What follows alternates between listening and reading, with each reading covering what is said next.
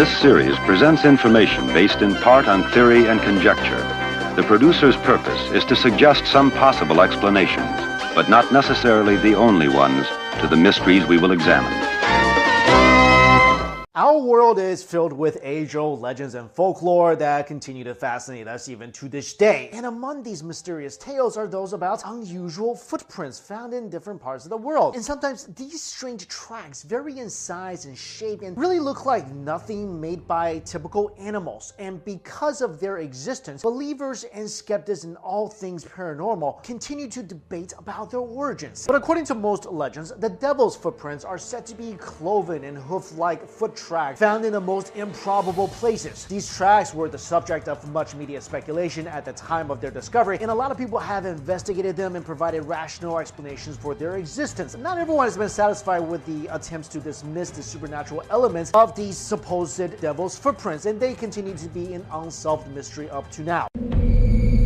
British snowfall on February the 8th, 1855 was particularly heavy.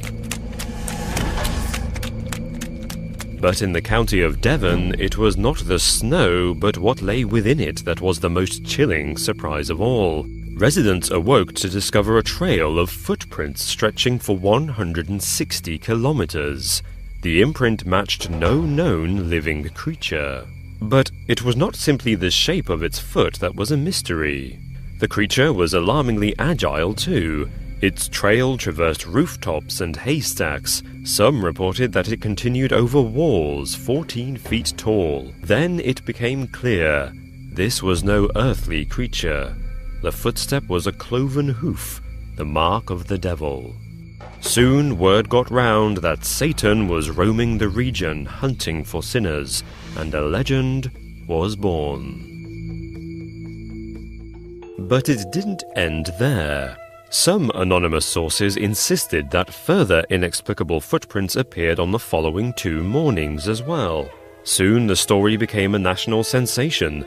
Truman's Exeter Flying Post described the story as an excitement worthy of the Dark Ages, noting that the footprints were most strange and a mysterious description. Local tradesmen became so alarmed that they amassed an impressive arsenal of bludgeons and guns.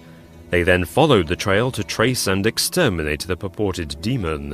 When they reached its end, there was nothing to be found. Villagers brought in an expert naturalist to scientifically examine the prints. His inquiries concluded that they were evenly spaced, and exactly the same length of between 2 and 3 inches. This eliminated one popular suggestion, that they were a hoax, an artificial creation to produce mass hysteria. One letter to the Illustrated London News wrote that the mysterious visitor generally only passed once down or across each garden or courtyard, and did so in nearly all the houses in many parts of several towns, as also in the farms scattered about. The gardens with high fences or walls and gates locked were equally visited as those open and unprotected. The incident was mystifying because no known animal either then or to this day was capable of such extravagant maneuvers. Even the Times newspaper noted that the footprints were more like that of a biped than a quadruped, and the steps were generally 8 inches in advance of each other. The impressions of the feet closely resembled that of a donkey's shoe, and measured from 1.5 inches to 2.5 inches across. The London Illustrated News suspected that the footprints belonged to a kangaroo that had recently escaped from the Primate Sidmouth Zoo. However, the footprints bore no resemblance to those of the marsupial, and given that some reports claimed that the trail even went through and over drainpipes, this suggestion was impossible. Certainly, an earthly visit from Satan preceded by footprints is not a new phenomenon. In one account from the 13th century, nobleman Rafe of Coggeshall described the night of the 19th of July, 1205. Following a violent electrical storm, a disturbing hoofprint appeared in the mud. No reasonable explanation was ever found. And then the way that they're planted, it made it seem like it came from something that was considered bipedal, i.e. standing up on 2 legs, rather than something involving a 4-legged animal. I live in northern Oklahoma, in a small town. I've read the stories about skinwalkers, and I've listened to them from here. Okay, now it's time to tell what happened on my own encounter. I was walking home on a moonlit night. Nothing seemed out of the ordinary. I made it to the train tracks when I heard a tree branch snap. I looked in the direction of where it had come from, and I saw it.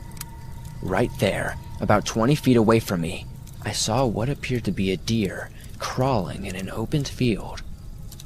Now, one thing you should know about me at the time, I was a gun fanatic, so I always carried a small gun or a small firearm.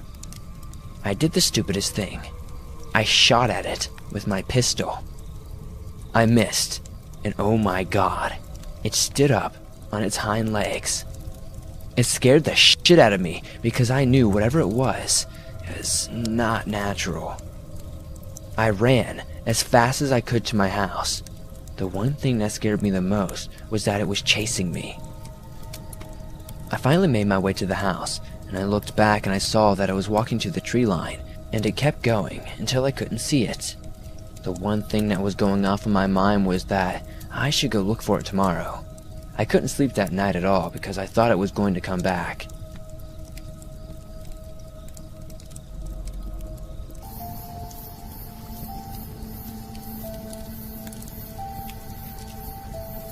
This experience happened to me while camping in the wilderness of eastern Washington near the Canadian border. Two friends and myself were sitting around the campfire. We were camped on a large flat about midway up the mountain. All of a sudden, we heard a strange screaming noise. The screams were shrill and came in consecutive 1 to 2 second bursts. Here's my attempt to describe the noise automatopoeically. Ra. 1 second beat. Ra. 1 second beat. Ra. The noise was getting closer, and I asked my more wilderness-experienced friend if it could possibly be a predator. I know mountain cats can make screaming noises. He said he didn't think so, but we grabbed our rifles anyway. The noise is getting closer, and we can see an animal coming towards us, straight up the fairly steep grade of mountain at a fast pace. I would clock the speed at 25 miles per hour, easily. It was about the speed of someone on a motorbike going at a fast rate. We grabbed our rifles and took aim at this animal as it bolted straight towards our campsite. But what we saw next was not a predator. It was a deer, bounding in huge leaps, screaming entirely on its hind legs. This deer was hopping like a pogo stick with its forelegs held out in front of it. The look of pure terror in its eyes reflected in the firelight will haunt me forever. I've looked for video of deers on their hind legs and such behavior, but I've only ever seen deers getting food out of trees or possibly fighting another deer on their hind legs. My friends joke and say the deer got into some bad mushrooms, but it was truly the strangest experience in my life.